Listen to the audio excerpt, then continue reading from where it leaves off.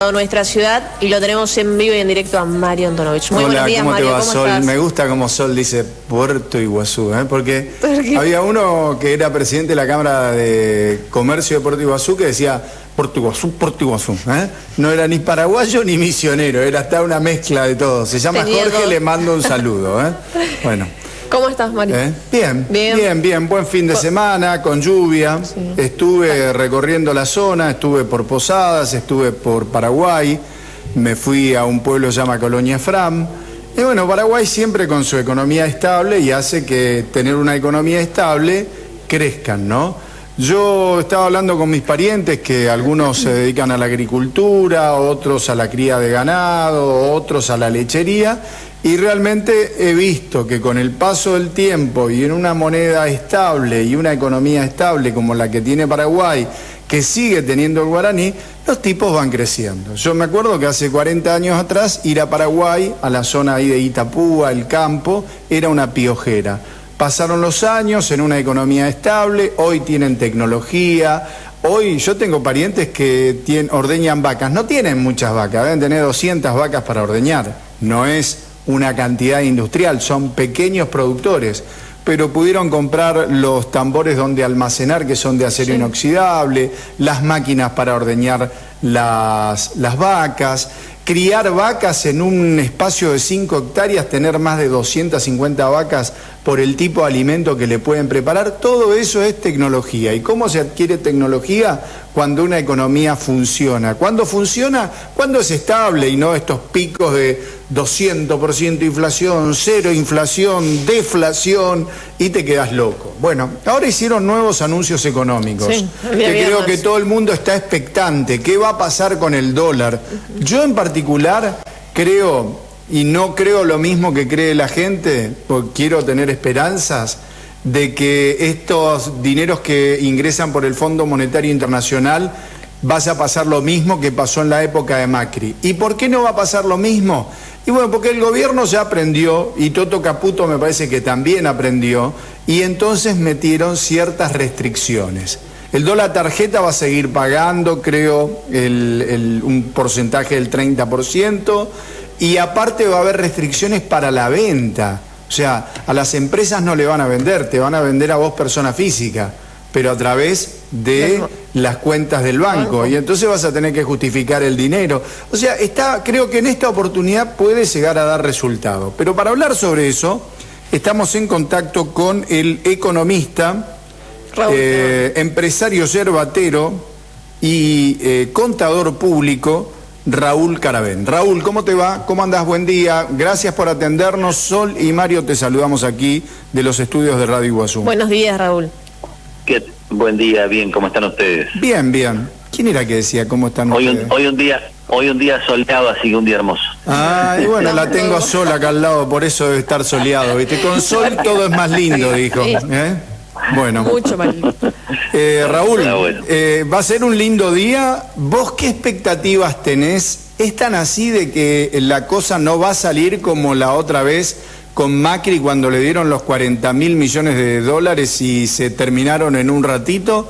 ¿Esto es meramente, digamos, político a corto plazo por las elecciones intermedias, o el gobierno ha ajustado todas esas fugas de dinero que se habían dado en el gobierno de Macri y ahora puede preservar ese dinero y tampoco se va a desaparecer así o esfumarse tan rápidamente?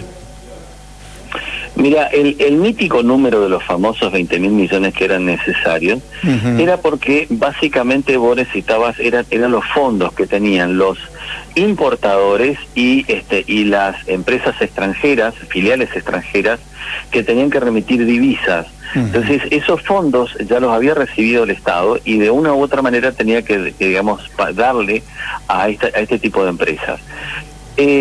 El Fondo Monetario, en realidad, fíjate, una de las exigencias es que este dinero no viene para pagar eso, sino que a los importadores y a las empresas extranjeras le van a dar un bono, un BOPREAL, un bonito, y lo van a pagar bastante años más adelante, con lo cual, digamos, esa necesidad de los 20.000 millones no existe más.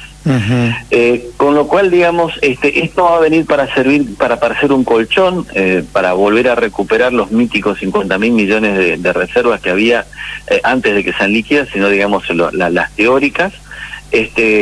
Pero no veo, digamos, ninguna posibilidad de que sea similar a lo de la época de Macri, porque el fondo se encargó de decirle, no, esto no lo vas a pagar para pagar eso, a eso lo vas a dar un bono.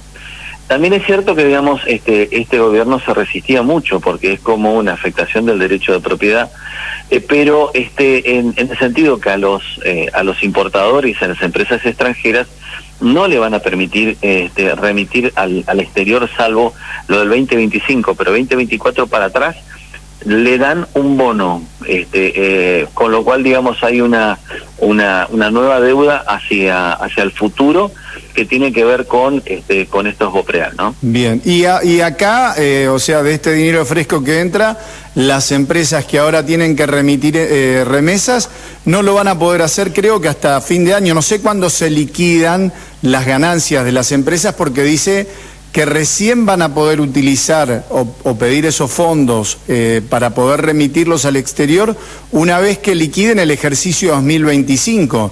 Yo no sé si eso se hace semestral o anualmente, o a fin de año dice, bueno, esta es la ganancia de la empresa, esto es lo que hay que mandar a Casa Central o a la matriz.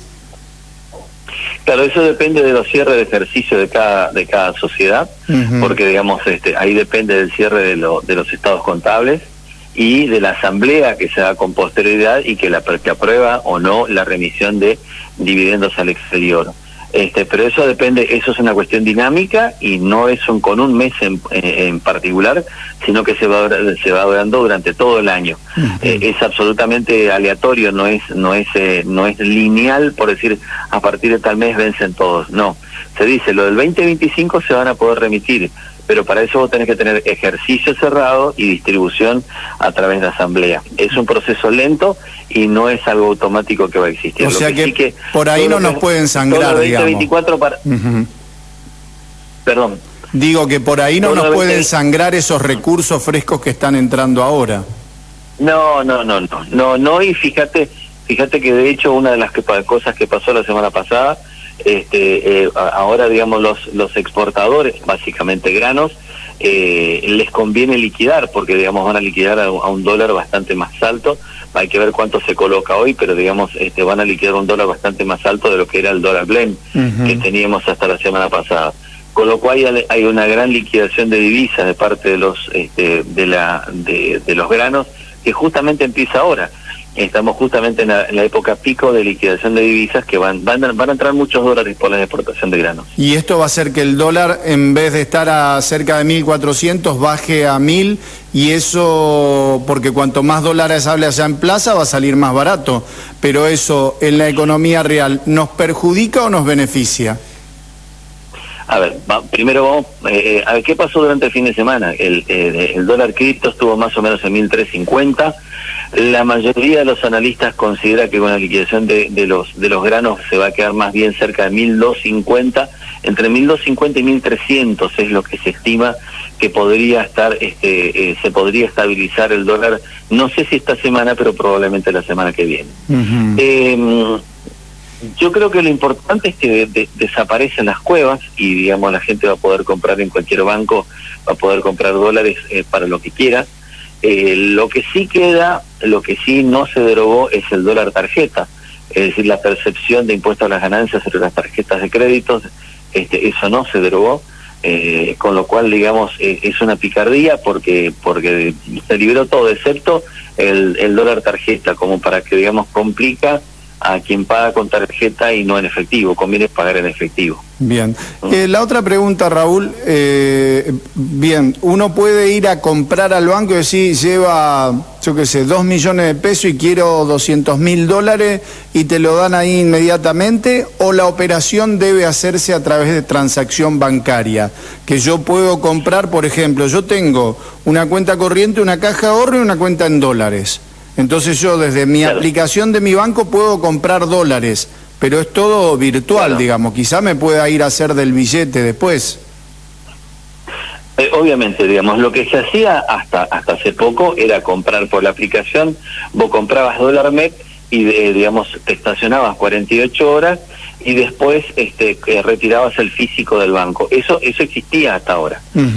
Ahora directamente hay que ver qué es lo que decide cada banco en realidad, cuál va a ser la operatoria de venta de dólares, pero va a depender de cada banco. Ahora, es muy común y es muy probable que pase que el banco no te acepte que vos lleves el físico, el efectivo en pesos físicos, sino que te diga primero depositar en la cuenta y comprar desde ahí. Claro. Es muy probable que pase eso. Y todo depende de cada banco. Ahora, sí lo que vas a ver, no sé si esta semana, pero muy probablemente ya la semana que viene, vas a ver la apertura nuevamente después de varios años, de la apertura de de casas de cambio para comprar y vender dólares en forma libre y legal, que no existía hasta allá. Vos dijiste, esto se va a liberar, ¿no? Vos dijiste van a desaparecer las cuevas, pero hay gente que no puede justificar ese dinero y va a tener, algunas cuevitas van a terminar quedando, me parece.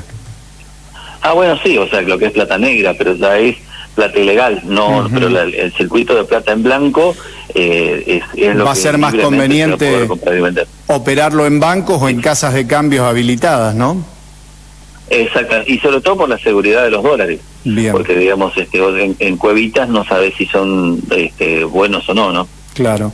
Y la última pregunta, esto todo el mundo dice que es una devaluación encubierta, que es lo que la oposición le estuvo pidiendo al gobierno y que parece que el gobierno la estiró hasta último momento para ver resultados a corto plazo, teniendo en cuenta que en muchos distritos va a haber elecciones intermedias y que son importantes que el oficialismo, en este caso el gobierno de Milei, o sus aliados logren obtener las mayores bancas.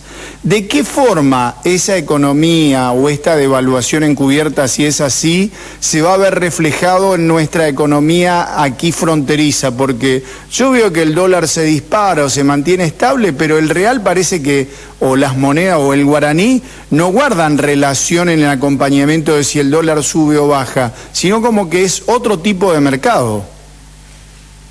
Sí, en realidad, digamos, lo que tiene que ver con el real o el guaraní, fluctúan básicamente en función al dólar blue o lo que estaba en dólar blue. No le importaba mucho lo que era el dólar oficial, porque claramente no se podía acceder con las monedas extranjeras al dólar oficial. Entonces, yo no veo que haya mayores cambios, no va a haber mayores cambios en relación a lo que salga.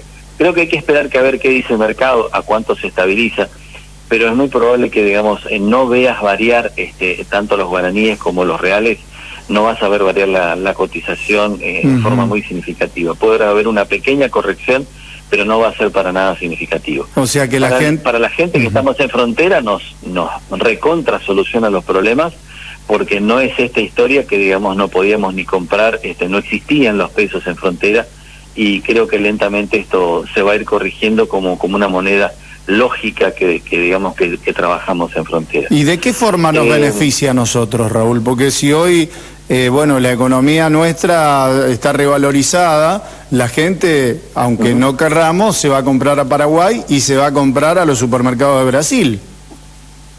A ver, dos cosas, hablemos de producción y hablemos de comercio. De la producción que Misiones exporta y exporta muchísimo a la cabeza, lo que es madera, el té y la yerba mate, digamos, son todos productos que va a mejorar el tipo de cambio, automáticamente mejora el precio y el ingreso que tienen los exportadores. Entonces, a lo que es la economía de Misiones le favorece significativamente.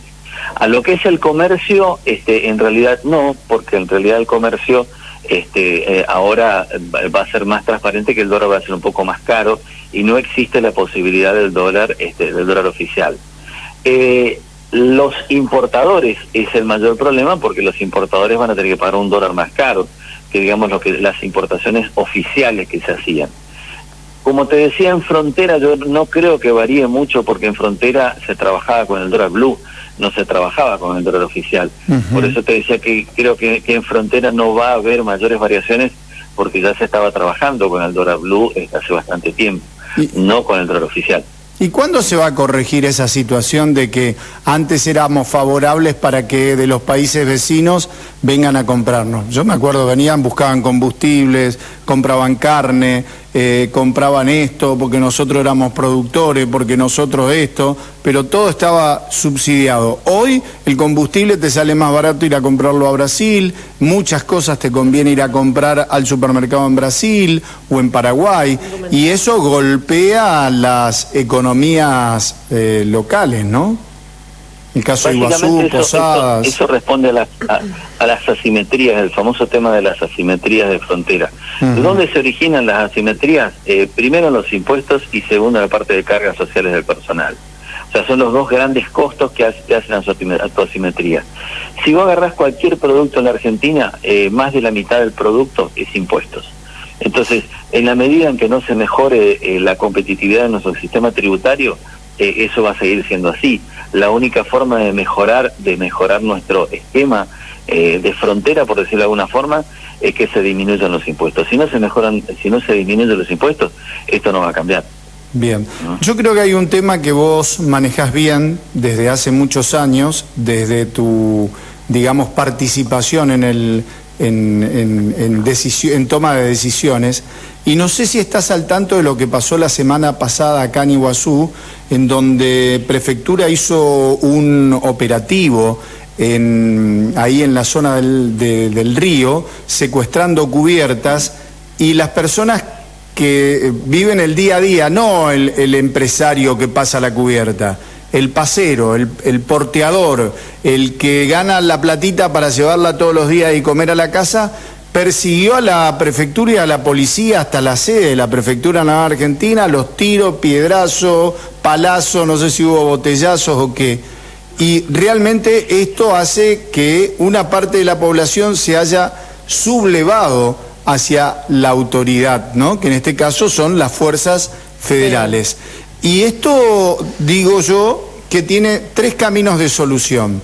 Si seguimos como hasta ahora, en donde el gobierno de la provincia de Misiones, que no tiene decisión, pero sí que tiene petición, y se hace el tonto hasta ahora y mira para otro lado, deja que esto siga ocurriendo, la cosa va a ir increciendo, ¿no? Y también va a aumentar la inseguridad y la violencia, porque ya hemos visto casos de violencia y algunas muertes que son inexplicables, que no se pueden explicar. El otro sería bala, como dice Esper, y garrotazos para calmar a la gente, pero ¿cómo satisfaces una economía 50% ilegal que hoy le da de comer al 50% de la población de Iguazú? Y tercero, ¿no sería mejor crear un régimen simplificado de importación sin la intervención de la municipalidad que te aplica tasas, sin intervención del gobierno provincial que te aplica también rentas y todo eso, y que el gobierno nacional cree un régimen de importación con cupos, ¿no?, para estos pequeños importadores y evitar todo ese tipo de problemas que acarrea el contrabando? Porque no es solamente pasan gomas y termitos, oculto detrás de esa pobre gente que trabaja siempre viene el delito. Puede ser armas, pueden ser drogas o pueden ser personas.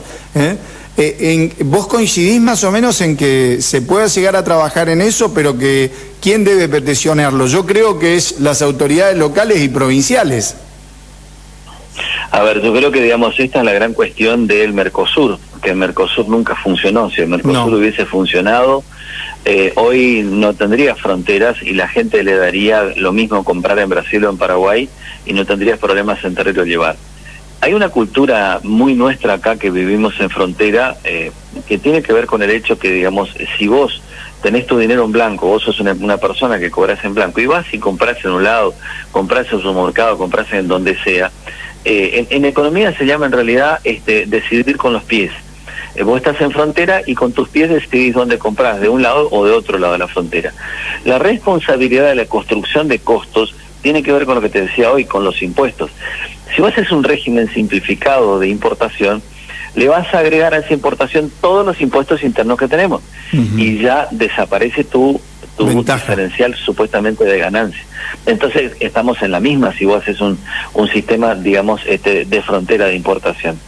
Muchas veces se habló de correr la frontera de Iguazú, o sea, sacar la aduana de donde está y ponerlo ahí en la entrada donde está el control de abasto, y directamente, digamos, todo lo que tenga que ver con importación e exportación que se maneje desde ahí, y hacer una verdadera integración de los pueblos. Creo que esa para mí sería la mejor solución que se podría hacer, y eso también facilita todo lo que tiene que ver con el traslado de las personas, en lo que tiene que ver con el tema de las cataratas, las grandes colas. Fíjate que estos días las colas para pasar a un lado y otro también estaba bravo. Yo creo que, digamos, le está faltando al gobierno, tanto nacional como provincial, una toma de decisión en serio de qué hacer con las fronteras. Pero a todos los que vivimos en frontera nos molesta mucho toda esta cuestión, porque nuestra forma de mirar la integración y de forma de vivir la frontera la vemos totalmente distinto a lo que lo ve una autoridad. Una autoridad lo ve como un delito, como un contrabando, y en realidad mucha gente dice yo compro y vendo, o sea, no lo ve como delito. Claro, entonces, es un trabajo. Esa apreciación entre la gente y los funcionarios, ahí es donde claramente hay un divorcio de lo que tiene que ver con la mirada que cada uno le da al problema. Claro. Pero que algo hay que hacer, no podemos seguir mirando simplemente para otro lado, ¿no? Claro, porque mirar para otro lado lo único que va a hacer es que esto siga creciendo, y a mí lo que me preocupa es la inseguridad que se genera en torno a esta indiferencia. Porque esto... Y por supuesto, porque el que está haciendo el contrabando también se protege y agarra un arma, porque dice, si me encuentran, me tengo que defender, y entonces Pero no solo eso, Raúl, un baño de sangre. Acá lo que hay también, como el negocio es un pingüe negocio, porque el que se metió porque es corajudo y porque no le importó, porque no lo ve como delito, y ha crecido económicamente, tu vecino te mira y dice, che, yo soy un pavo, me dedico a lo que hace este. ¿Y qué empiezan? Claro. La pelea por territorios. Claro. Que de eso nadie habla. Sí, ya. O sea, pero por eso, en la medida en que no se resuelva, el problema se agrava. Por eso, digamos, alguna solución habrá que buscarle. Muy bien. Raúl, gracias por tu tiempo, por tus conocimientos y, bueno, aclararnos un poquitito las ideas. A mí me quedaron bastante claras. Dale. O sea, nuestra economía no va a haber significativamente muchos cambios. Va a ser beneficiar principalmente al país y al país central, que es Buenos Aires. En el caso de la provincia, a las economías formales como la exportación de yerba, que va a mejorar el valor del producto y por ende va a mejorar el valor del precio. Y de la madera también. De la madera es el que más te lo puse primero en la madera. Sí. Porque la madera, los exportadores de madera prácticamente estaban vendiendo a pérdida, y con esto nivelan el barco, y te puedo asegurar de que vas a ver dentro de poco, vas a ver el gran cambio que van a ver en lo que tiene que ver con la actividad de la madera, porque realmente les cambia la ecuación económica. Y esto va a derramar, decís vos, en la población, y por ende la zona más afectada en beneficio va a ser el norte de Misiones, donde están la mayor cantidad de los aserraderos. Sí, o sea, por eso en la madera sí o sí es algo que va a mejorar, y va a mejorar rápido. Te puedo asegurar que los próximos 30, 60 días vas a ver una mejora significativa. Bien, gracias Raúl. Cualquier cosita estamos hablando en ese tiempo, ¿eh? Te mando un fuerte abrazo. Que tengas buen día. Gracias, hasta luego. Ahí hablábamos con el contador, economista y empresario yerbatero Raúl Caravén, diciéndonos qué va a pasar con el dólar, ¿no? Sí hay una devaluación encubierta que no se va a ver reflejado en nuestros precios, porque ya nuestra economía estaba, como decía él, regida por el dólar blue y no por el dólar oficial. Quizás donde se pueda ver, y eso me olvidé de preguntarle, pero cae de Maduro, viste que vos ibas a comprar un auto y te lo cotizaban en dólares, comprá tal auto y sale $45.000, pero claro, era en el dólar oficial. Ahora, cuando te lo vendían y hacías la conversión, ahora esa conversión va a estar dada por el dólar único que va a circular. Entonces puede ser que ahí el valor de los autos caiga. Y si no, hay que esperar, no hay que comprar porque todavía, ¿no? Porque no te olvides que si el dólar hoy abre a 1.350, saltó de 1.100 a 1.350, el oficial. Sí. Y en esas operaciones donde vos comprabas bienes, departamentos, no te lo tomaban a dólar billete, te lo tomaban al dólar oficial. Entonces puede ser que ahí haya una baja. En realidad es lo mismo, porque ahora lo que más o menos va a hacer es que con esa operación vos te quedes con el valor real y con los dólares, si es que vas a operar en dólares, ¿no? Y si vas a operar en pesos, bueno, va a aumentar tu percepción de pesos, porque ya no es el 1.100, sino que va a ser 1.350 o 1.300 o 1.250, que en el otro caso, en el del oficial, iba aumentando un porcentaje primero del 2 y después del 1% mensual. Así que bueno, vamos a ver qué es lo que pasa con la economía. Si se caen todas las cuevas, la cosa va a estar jodida, porque bueno, hay gente que vivía de eso aquí en la frontera, ¿no? También. No apresurarse y esperar. Ser cauto por lo menos esta semana, y como decía Raúl también, pero no esperar que esto va a ser la fiesta del gobierno de Macri, porque no va a pasar, porque el gobierno durante todo este tiempo ha trabado la posibilidad del acceso al dólar, y ahora si vos querés dólares tenés que ser persona física, tenés que ir al banco y comprar a través de tu cuenta, pero vas a tener que justificar el dinero. No como la otra vez que cualquiera agarraba plata, iba al banco, pum, compren. Y ahí es donde se generó la especulación, y ahí es donde dicen que muchos que tenían plata le daban a la gente para que vaya a su gente de confianza. Acá en la Argentina se organiza todo rápido, ¿viste? Así como las manifestaciones. Primero van 20 jubilados a reclamar para que le paguen, y después aparecen 50.000 tipos que vos no sabés dónde son, no son jubilados, y eso es organización. No sé si me entendés la indirecta. Bueno, esta es mi columna de hoy.